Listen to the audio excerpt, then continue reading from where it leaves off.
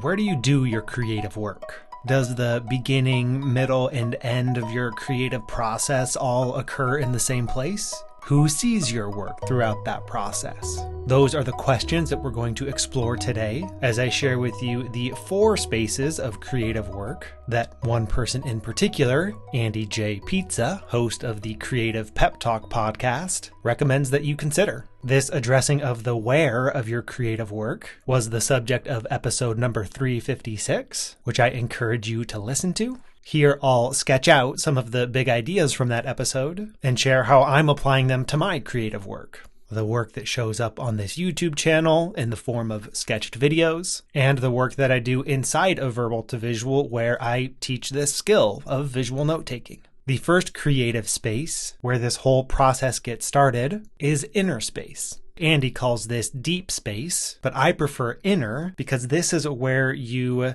do the creative work without yet worrying about what other people think. It's about giving yourself permission to waste time, to focus on just making a lot, not restricting yourself as far as what comes out, and ignoring the outside world for now. Here, Andy references the equal odds rule, which states that any individual piece of creative work that gets put out into the world, they all have the same odds of making it big, of spreading far and wide and having a big impact. The only difference then between the creators who make it big and become well known is that they just take a lot more shots. They make more pieces of creative work and put more of that work out into the world. So, since success is a roll of the dice, you just got to keep rolling. And this inner space is where you get that process going, throw die after die in the relative comfort of your own space without other people watching, with the understanding that some of that work, some of what you create in that inner space,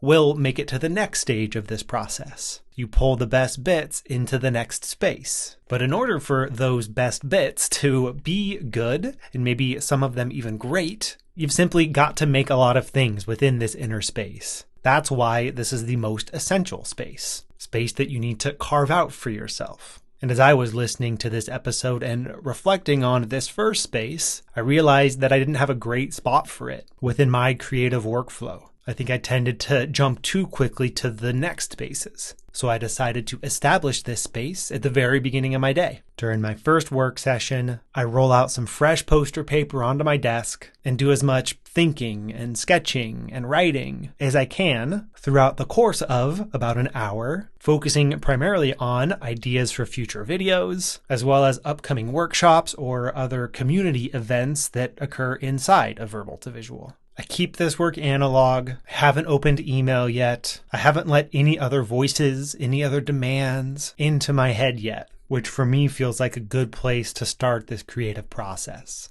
And then to facilitate the movement of some of that creative work into the next space, which is called safe space. Here is where you do start to bring in the voices, the input of other people, but a specific group of people. It's where you share some of your work to get some feedback, get a sense of what's working and what isn't in this process of soundboarding with peers. And the definition of peer in this case is someone who has the same taste as you. Because as Andy mentioned, you don't want to water down your hot sauce. If you share this early stage of work with anybody, it's too likely that some of the most interesting aspects of your work will be stripped away to the point where the only thing that's left is kind of the boring middle that appeals to the largest number of people. But when you focus on sharing this work with folks that do have the same taste as you, they'll recognize those things that makes your work unique, and they'll help you amplify that while still refining whatever rough spots that may still exist. For me, that safe space is inside of Verbal to Visual,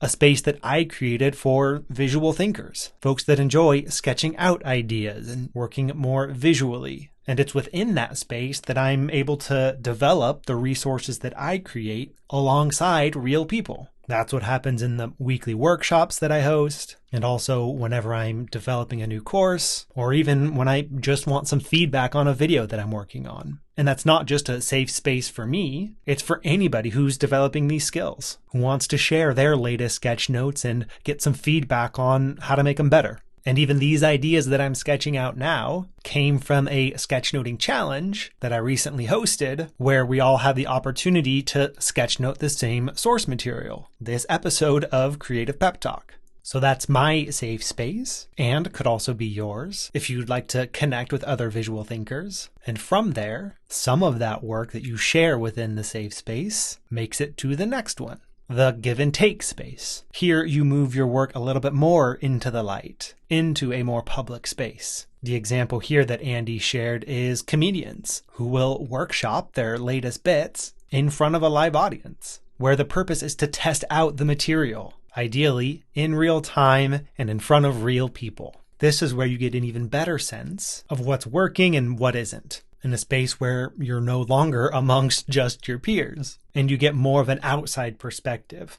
on whatever it is that you're creating. I consider my give and take space to be watch parties with my wife. She is the first viewer of videos like this one, and while she is of course familiar with my work, she's not in the weeds of all of the details of visual note-taking that we explore within Verbal to Visual, so she's got this outside perspective that I really appreciate. And she's able to give me feedback on how to make that video better. Or even just to say, yeah, that was good, it's ready to publish. Which brings us to the fourth and final space, outer space. This is wherever you hit that publish button. It's where the final version of your creative work lives. This is the space where your work leaves your hands and isn't really in your control anymore. You let it fly out into the world, and whatever happens, happens. At this point, you have completed the slow but steady progression from inner space all the way to outer space, knowing that the next day, so long as you've got a time and space set up for it, you get to enter that inner space again and start planting the seeds for the next piece of creative work that will make its way through these four spaces, getting a bit refined, a bit improved each step of the way. As you can probably guess, my outer space is YouTube. Once I publish a new video here, it's out of my hands. And you, as the viewer, get to decide what sort of impact it has. So rather than thinking of this point here as the end of the process, it's really just a transition. And I kind of like to think of it as its own mini Big Bang. This is the point where the creative work leaves my universe. It's condensed its way down into what hopefully is a dense, energetic thing that packs a punch, which then expands into a new universe. A universe that's not mine anymore, but now yours. And whoever else decides to watch this video and apply some of these ideas, and maybe go listen to that episode of Creative Pep Talk, or the latest one, which sparks some other idea. So in that way, once the creative work is out of your hands, it starts to have a life of its own, and it impacts anyone who comes across it in one way or another. And what I appreciate about this overall framework here, the identification of these four spaces, is that it makes it more likely that your creative work will have a positive impact. It's no guarantee that every single thing that flows through this process will be a home run, but I think it is a way to consistently make good work, while giving yourself the opportunity with each roll of the dice for it to be great work, which is one of the ideas that Andy brings in towards the end of the episode. This idea that you can't make great work all of the time, but if you're a pro, you can make good work all of the time. And there he was quoting illustrator Christoph Niemann, if my memory serves. And that's the goal that I have with my work. I want every video that I make here, every workshop or course that I host inside of Verbal to Visual to be good. And I want some of them to be great. And having identified these four specific spaces, how my work moves through them will get me closer to that goal.